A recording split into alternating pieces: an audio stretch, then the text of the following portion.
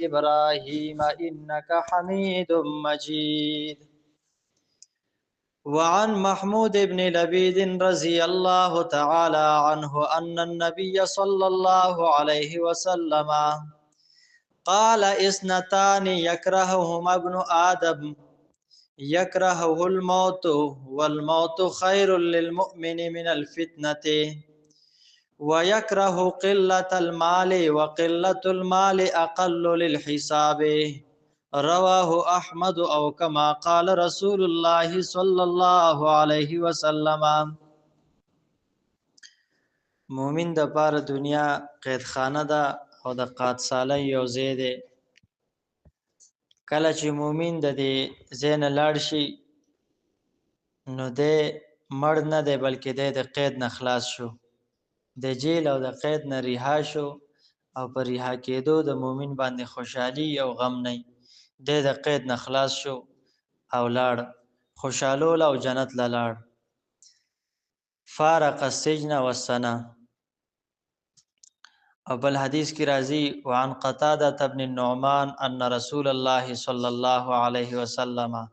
قال اذا احب الله عبدا حماه الدنيا.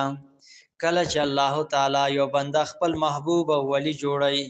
نو دنیا نه د داسې بچکی لکه څنګه چې تاسو خپل یو مریض د اوبو نه بچکوي. وعن محمود بن لبيد رضي الله تعالى عنه ان النبي صلى الله عليه وسلم محمد عربی صلی الله علیه وسلم فرمایلی دي قال اثنتان يكرههما ابن آدم. دو سيزونه دي چې بني آدم هغه بد غني. يكره الموت والموت خير للمؤمن.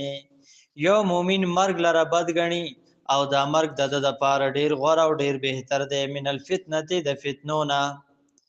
مؤمن ته مرګ چې دنه بد ښکاری چې دا بس کیږي او سبا نه کیږي، حالانکه مرګ خو ډیر خسیس دی د ایماندار د لپاره ډیر خدای دا مرګ د فتنو د کړهو د لړزان د ډغرو د دې ټولو سيزونو مرګ ډیر خسیس دی خو هغه د ایماندار د لپاره کاغذي مسلمان لنا زمونږ اساسو خدای خبر چې سهال وي ځکه داوداری دا ایمانداری نشته، داوشته ایمان نشته دی او بغیر د ثبوت نه داوا هغه قابل قبول نه. نو بغیر د ثبوت د ایمان نه داوا د ایمان هغه چې د نو اصحابس ده صرف داوی د ایمان باندې کار نه کیږي. والموت خیر للمؤمن. او مرګ ډیر بهتر دی د ایماندار د پاره ډیر خسیس دی د ایماندار د پاره من الفتنه د فتنینا. ويكره قلة المال وقلة المال اقل للحساب. او بل بنی آدم کمواله د مالم بد غني او حالانکه کمواله د مال خو حساب کې اسانتیا ده. بنی آدم وای زما د مال کم دی دا خبره په بدل لګي او حالانکه دا خو ډیره خبره ده ځکه د سره حساب کتاب ډیر په اسانه باندې کیږي. دو خبرې بنی آدم بد غني او دا دواړه د بنی آدم د پاره ډېری خېدي. یو مرګ دی بد غني او حالانکه مرګ د ایماندار د پاره ډېر بهتر دی او دویم د کمواله د مال ډېر بد غني او حالانکه کمواله د مال چې دی دا حساب کی اسانتیا راولي. وعن عبد الله بن مغفل رضي الله تعالى عنه قال جاء رجل إلى النبي صلى الله عليه وسلم فقال إني أحبك. عبد الله ابن مغفل رضی الله تعالی عنہ روایت نقل کړي و یو سړی راغی د الله د رسول صلی الله علیه وسلم خواله فقال وی فرمایلی إني أحبك او د الله حبیبا زه د تا سره مینا کوم د تا سره محبت کوم. قال نبی علیہ الصلوۃ والسلام ورته فرمایل انظر ما تقول وګوره تاسو وی څه خبره دی وکړه. فقال هغه سړی وی والله انی لاحبک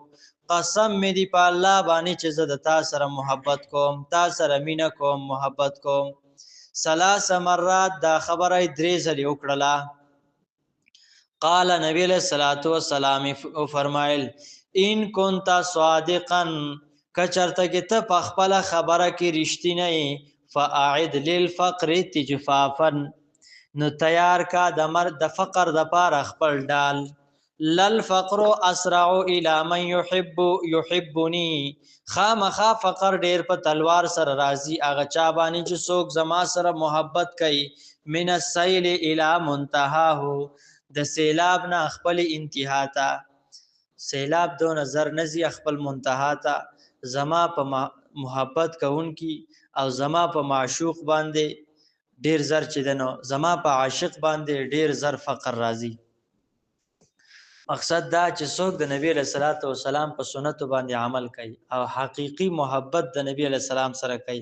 پاغه باندې فقر پاغه باندې تکلیفونه بدنامي ذلیل کېدل دنیا کې د خلکو د خلو د لاسه د خلکو د لاسونو د لاسه دا به پاغه باندې خامخ راځي خو عاشق رسول هغه په صحیح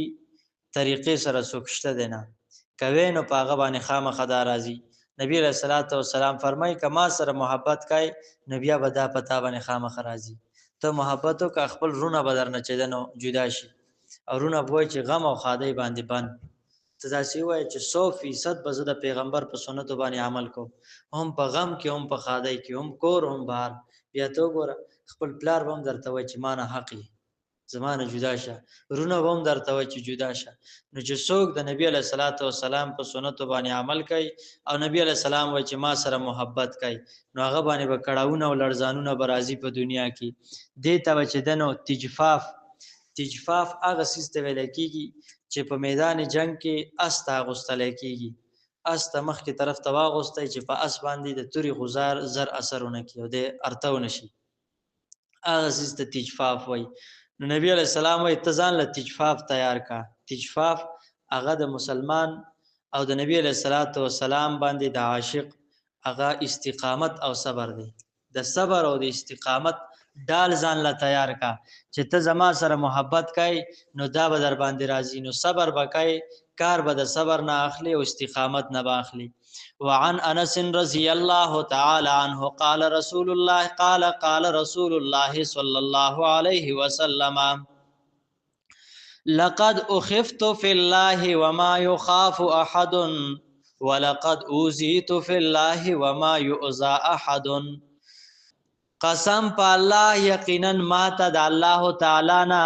د الله تعالی په دین کې ما ته ډیر ير رسی دون چاته نه رسیدلې ما ته چې سونا ير د الله تعالی په دین کې او د الله تعالی نه نو دون ير بل چاته نشتا ولقد اوذيت في الله او یقینا مال تکلیفونه راکړې شوې دي د الله د پاره د الله په دین کې وما يؤذى احد اغه سي تکلیفونه اچا ته ندي رسو